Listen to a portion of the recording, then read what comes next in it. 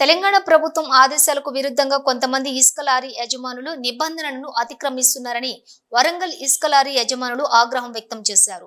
ఈ మేరకు బుధవారం ఓవర్లోడ్తో ఇసుకను తరలిస్తున్న లారీలను వరంగల్ ఇసుక లారీ యజమానులు ఆర్టీఓ అధికారులతో కలిసి అడ్డుకున్నారు.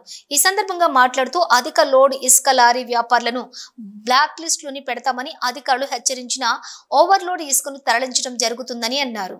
అన్నా నేను ముఖ్యంగా నేను చెప్పేది ఏంటంటే గవర్నమెంట్ స్క్రోలింగ్ లో మాకేం పెట్టిల్లు అంటే బగర్ సీరియల్ బండి పోయిన బండి బ్లాక్ లిస్ట్ లో పెట్టమని పెట్టిల్లు అన్న బగర్ సీరియల్ అని అంటే సీరియల్ తప్పిపోయిన బండిని బ్లాక్ లిస్ట్ లో పెడతామని చెప్పి స్క్రోలింగ్ లో పెట్టింది. దాని నిబంధనలకు మేము కట్టుబడి మాకు పత్తారున్నా అన్ని ఉన్నా మేము లోడ్ చేయించుకోకుండా వాళ్లకు కట్టుబడి మా బండ్లను మేము సీరియల్లో పెట్టుకుంటాను.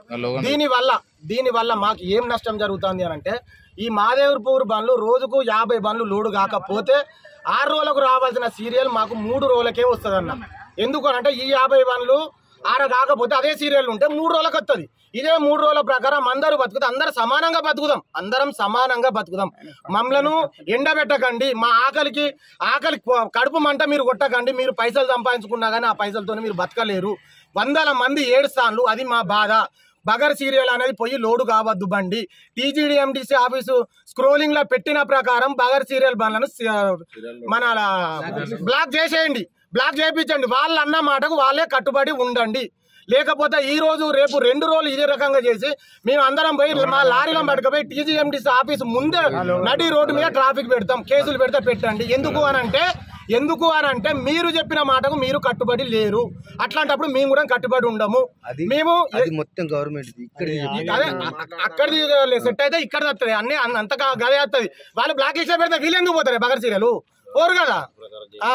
మీరు ఫైనల్ గా చెప్పింది ఏంటంటే గవర్నమెంట్ యాక్ట్ ప్రకారం చేయండి అన్న.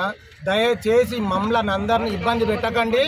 లోకల్ సీరియల్ బంద్ చేయించండి. అందరూ సీరియల్లో వెళ్ళండి.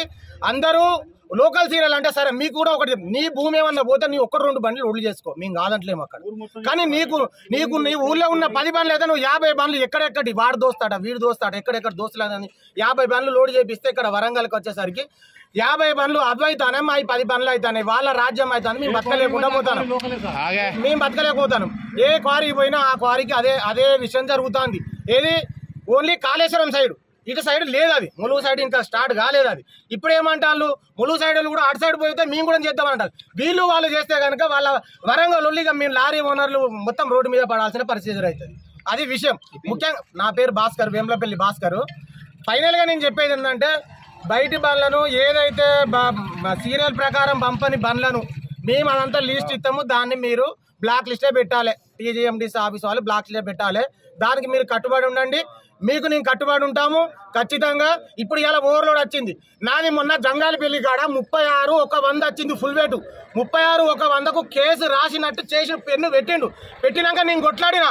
నా డ్రైవర్కు నీళ్లు ఉంటాయి, అందులో వానికి సామాను ఉంటుంది, అన్నీ ఉంటాయి, జాక్ ఉంటుంది. ఇది ఎక్స్ట్రా 100 కిలోలు అవుతాయి. ఆ 100 కిలోలు నువ్వు కేసు రాస్తావా, రాయి నేను అక్కడికి వస్తాను అన్నాక సరే అని ఒకటి ఎక్స్క్యూజ్ చేసిండు. ఒక్క 100 కిలోలకు ఇవాళ 4-5 టన్నులు ఎక్స్ట్రా ఎట్లా వస్తాయి? 4 చెక్ పోస్టులు ఉన్నాయి. ఈ చెక్ పోస్టులు దాటి వస్తాయి అంటే వాళ్ళు అందరూ కుమ్మక్కయి అన్యాయంగా గవర్నమెంట్ సొమ్మును రావాల్సిన దాన్ని దోచుకుంటారు. వాళ్ళు బతుకుతారు, మా కడుపులు కొడతారు. ఇది విషయం.